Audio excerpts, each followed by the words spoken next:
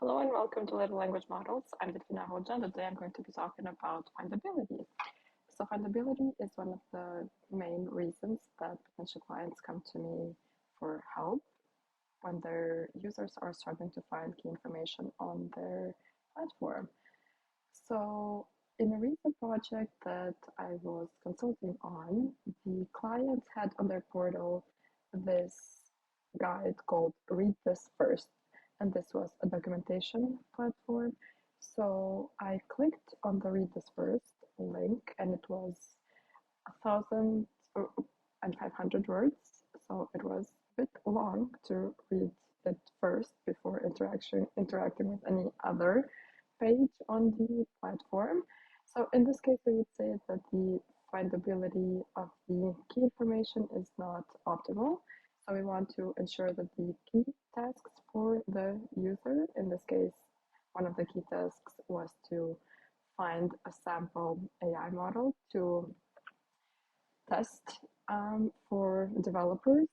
And this was a bit hard to find. And then it seemed like the Read This First guide was sending users to the wrong address, I would say, to find the information, because we were asking them to consume a lot of information that did not actually either include the information that was the key task for them.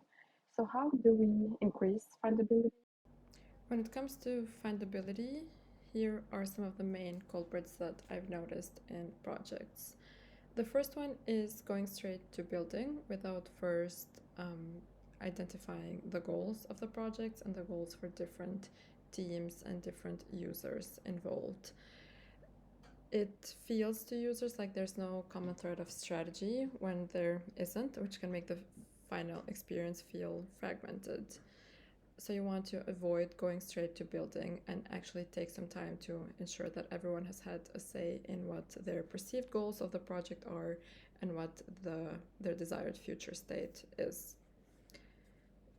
Then no research or data is something that I see quite frequently. So for this, you want to talk to the users who use the platform. You want to talk to the teams that are responsible for updating the content, the teams that are talking to the customer who are getting their complaints, whether for the experience that they're having on the site or their experience with members of the team, whether on the sales or account part of the team. So you want to ensure that those are being also considered in the project.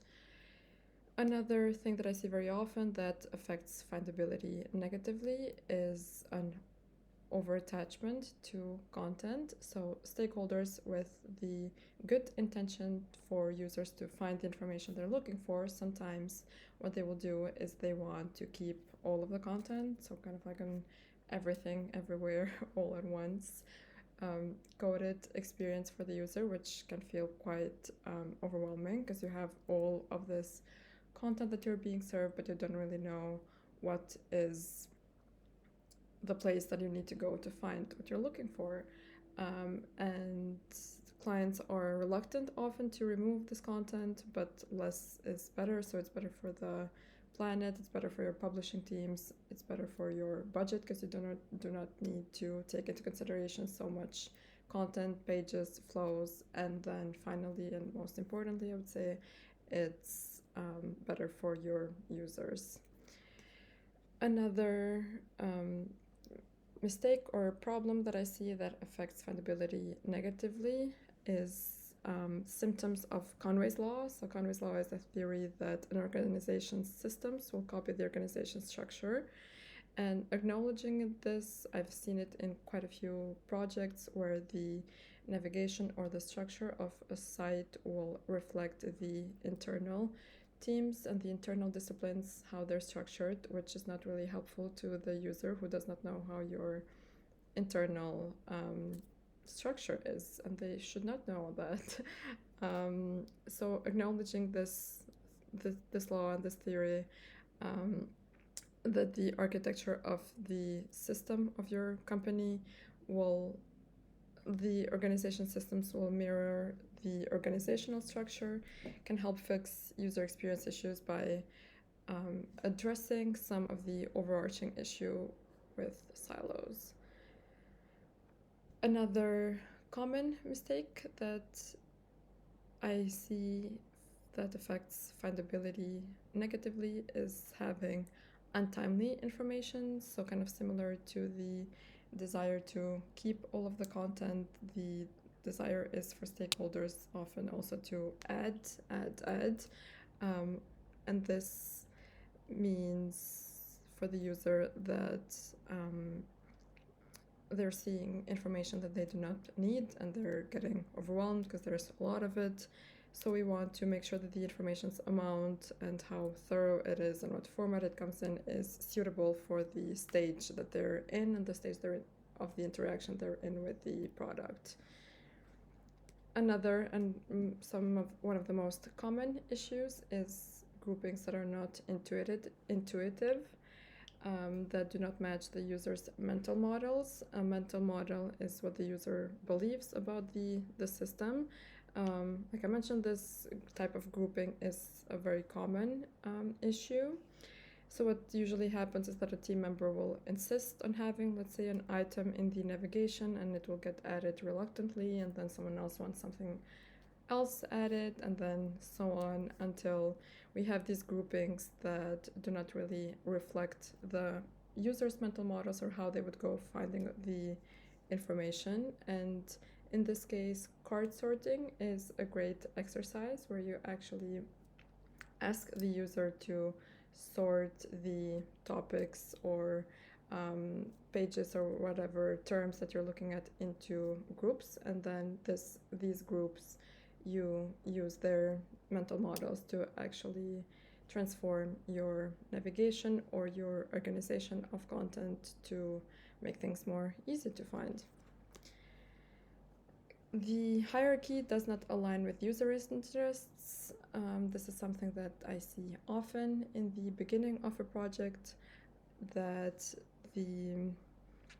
like for example, you will see items in the navigation of a website, which means that these are prioritized because not everything does appear in the navigation.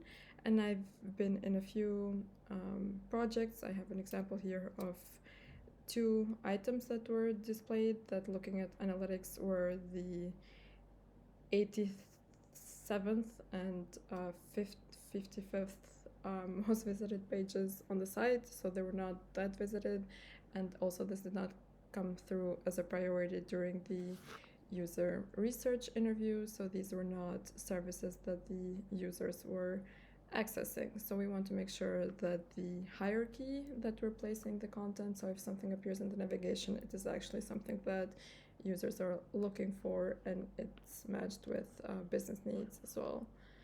And then another issue is just the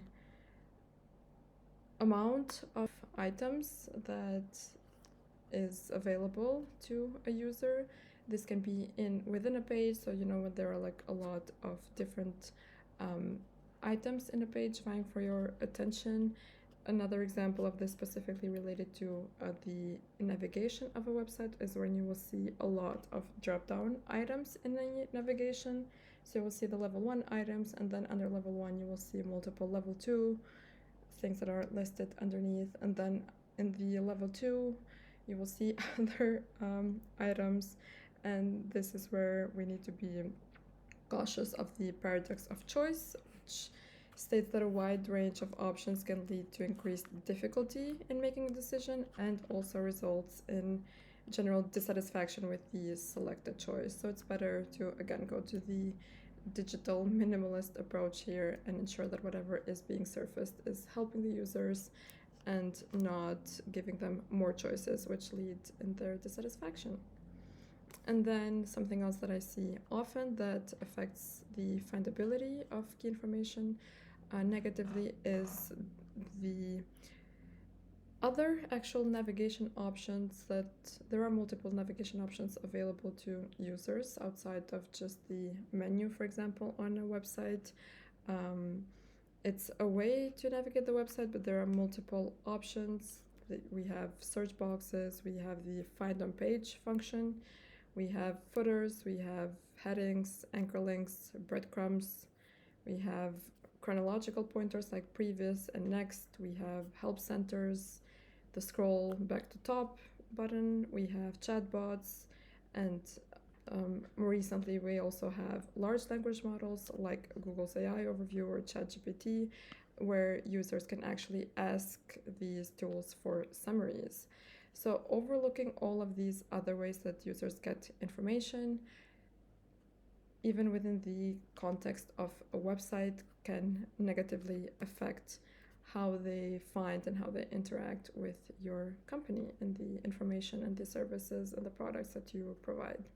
So these were some of the common issues that I see related to information architecture and findability. And findability, like I mentioned, is one of the key reasons that clients will come to me looking for help to solve some of these issues. And keeping in mind that some of the items that I just listed might help you on your own also to provide a better user experience to your customers.